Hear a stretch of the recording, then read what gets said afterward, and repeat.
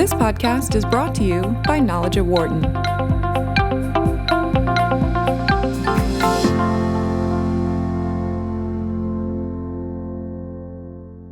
Brands have long used celebrities, athletes, and social media influencers to pitch their products. Now they're getting endorsements and driving sales in a different way. No humans required. Virtual influencers.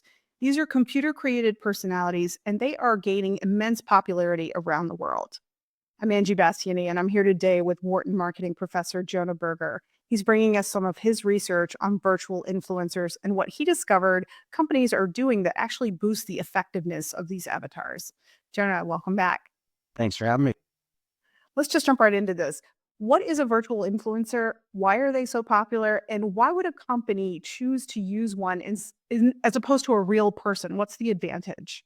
Yeah, so a virtual influencer, they really started out as almost online avatars in some, right? So think about an image of someone. It's not actually a real person. It's a fabricated image of someone that looks real. Maybe initially they might have taken a real person's body, but superimposed a face on top of it that would have been consistent across images.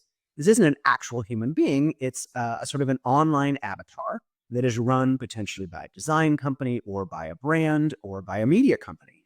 And influencers are interesting, right? Lots of interest in this space. Obviously, companies want to get people to share word of mouth about the products and services and ideas. And so many companies, organizations have started paying traditional human influencers to do this. But there's some challenges working with human influencers, right? You may not be able to find someone who has the exact mix of characteristics that you're looking for. Maybe you're looking for someone who's from a particular country and has a certain set of hobbies or a certain set of interests, and has some other set of characteristics. And finding that match between geography and demographics and sort of psychographics and interests might be difficult to do. Second, working with these virtual influencers really gives companies, organizations a lot more control. Right? When you work with a human influencer, you get some say in exactly what they say about the brand, but you don't always get full, complete sign off on everything that they do. They may have some leeway in what they get to say, or you may be concerned, maybe if I work with celebrity and they get in trouble in the future, is that going to hurt or have some blowback on the brand? And so the benefit of working with these virtual influencers is media companies or the individuals that run them have a much more control over what these virtual influencers say and do. Obviously, they're not going to get in trouble with the law because they're not real people. And so that ability can diffuse word of mouth and influence in a different and novel way. I know there's something I saw in your paper about that regarding that, and it said that, consumers don't necessarily believe that a real social media influencer has tried the product, but you're sort of disabused of that notion when it's a virtual influencer. You already know that's not possible, so you get past that worry. Yeah, I mean, what's also changed so much in the past few years, even the time we've been working on this paper, is the way the virtual influencer space has changed, right? Originally, it might have been an image superimposed on a real person's face, someone else's face imposed on their face. But now think about everything going on with LLMs and all these different models, things going on. Now they can create images and create videos and do things through AI that were not possible 2, 3, 4, 5 years ago. And so we're not just seeing images now, we're seeing more things with video and other things. And so there's going to be a lot of more content that's created by people other than humans. Already some of it's going on, and there's only going to be more in the coming years. You had some great stats in your paper I want to share with our audience. You had that 58% of American consumers follow at least one virtual influencer, that 40% of American consumers have purchased something that was promoted by a virtual influencer, and that VI market is going to reach $11 billion this year, which is huge. So is the message that if you're a brand or a company, just make an avatar, stick it online, watch the money roll in? Well, I think there's not just one choice. There's a couple of choices brands have, right? One is, should we create our own virtual character? I think the challenge there is they can't just, like any sort of online sort of thing, they can't only post about you, right? Most people probably wouldn't want to follow a virtual influencer if they only talk about, I don't know, Coca-Cola or Delta Airlines or Nike all the time.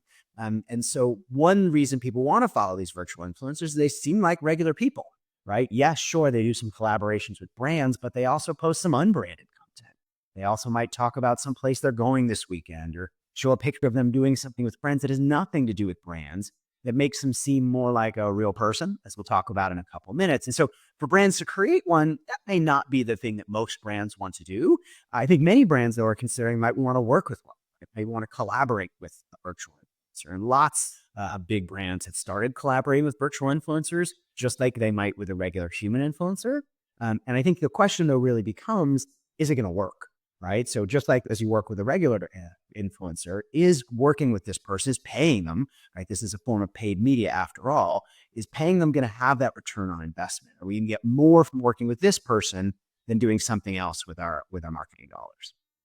There is a main takeaway in your paper that I would like for us to talk about, and that is the presence of virtual influencers online and what boosts their effectiveness. Let's talk about that. Yeah, sure. So I think this nicely ties to the question we just talked about, right? But the question is not just, should I work with a virtual influencer, but what makes virtual influencers effective, right? If you look at their posts, some of them get a lot of attention, get a lot of likes, get a lot of comments, get a lot of shares. Others not so much, right? Some get a lot of engagement, some don't. Why? And you could say the same thing about regular influencers as well, right? Certain posts get more engagement, certain don't. Why? As we talked about already, though, it's really important in the space of virtual influencers is trust. And it's already important in the space of influencers more generally, but it's particularly true in this virtual influencer space because a virtual influencer can't have actually tried the product that they're talking about, right? Because they're not real. They can't have been to that restaurant. They can't have gone to that soccer game. They can't have worn the shoes.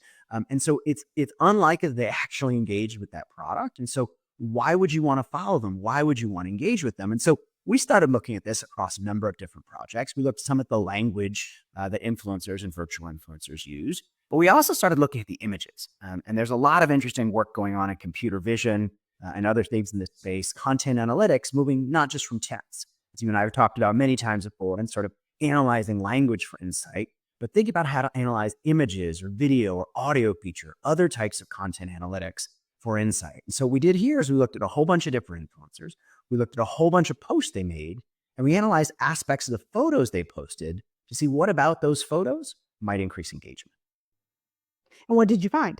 Yeah, so we found something quite interesting. So it turns out that appearing with someone else in an image, so if you're a virtual influencer, appearing in an image, not just by yourself, but with someone else, particularly someone else who seems human, is much more likely to lead to positive engagement on that post. So posts where I'm in a photo, but it's not just me, I'm appearing in a photo with other people, particularly those that look human, get more engagement. And so whether it's, being at a restaurant with some folks that look like your friends, being at the gym with somebody it looks like that and so on. And so we dug deep, but we found something quite interesting, which is these posts essentially humanize the virtual influencer.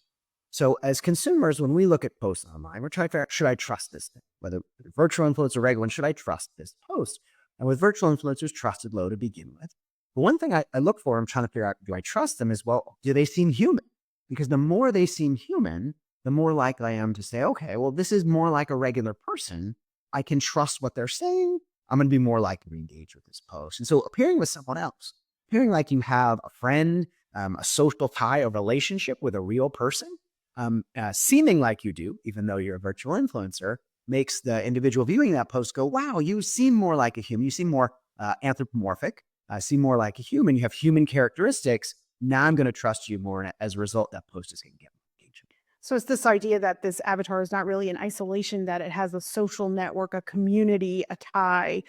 Does it matter if the avatar is appearing with other people that are also other characters that are also avatars, or is it better that they appear with real people, real humans? Yeah, great question. And I think the question is really, we don't know as viewers of these posts exactly who they're appearing with, right? But the more human that person seems, the more human that image seems.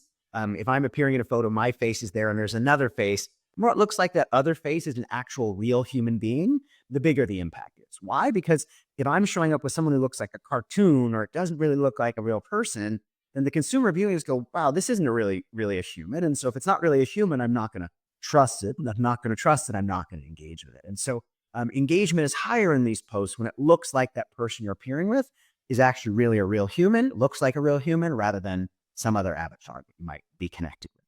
Yeah, one of the important threads I think that I read in your paper is that you really emphasize that consumers are smart. They will not be duped into purchasing something just because there's a cute avatar or a puppy or what have you. And I think that gets back to this issue of trust that you're talking about with VI influencers. So As we're moving deeper into AI generated content, as we discussed before, how do you see brands dealing with that trust factor? It's been interesting. I mean, I've been working in the word of mouth field now for probably almost 20 years, thinking about sort of issues related to word of mouth. And initially, when work in this space sort of started, people said, wow, we trust word of mouth because we know it's diagnostic. We know that the person's objective compared to, let's say, a piece of paid or owned media, piece of earned media, some friend telling me they liked something. That's really useful information. They're not getting paid. They don't need to tell me they like it if it's actually pretty good. And so I can trust them, and that information is going to be more targeted. And so it's going to have more impact. As we migrated online, that was still the case, at least to some degree. But today, things have gotten more complicated, right? Not only is there AI content out there, but there are influencers who may be getting paid to post things. Well, should I trust that influencer or not? And when should I trust them? And when should I not trust them? And what's going to make me be more likely to trust them? And so I think this is a really interesting space, both for consumers as individuals, sort of thinking about how should I consume content online and what should I trust and what should I not trust? And also for brands thinking about how do we get the word out about our products and services and ideas? Should we work with these online influencers? Should we work with regular Joes and Janes and merely have them sample the product? That way, that word of mouth is much more organic and probably more trusted.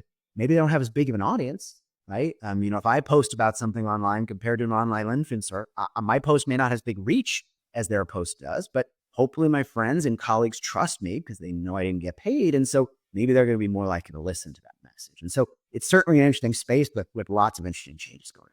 Yeah, it's definitely evolving because social media platforms themselves are evolving. So who knows what they're going to look like in 5 to 10 years. So Definitely. Yeah, interesting space to watch. yeah. Thank you so much for being on with me. Your paper is titled What Drives Virtual Influencers Impact? You can find it online along with all of Jonah's books and papers and content about persuasive communication. His website is called Jonah Berger. It's jonahberger.com. I'm Angie Bastiani for Knowledge at Wharton. Thanks for joining us. For more insight from Knowledge at Wharton, please visit knowledge.wharton.upenn.edu.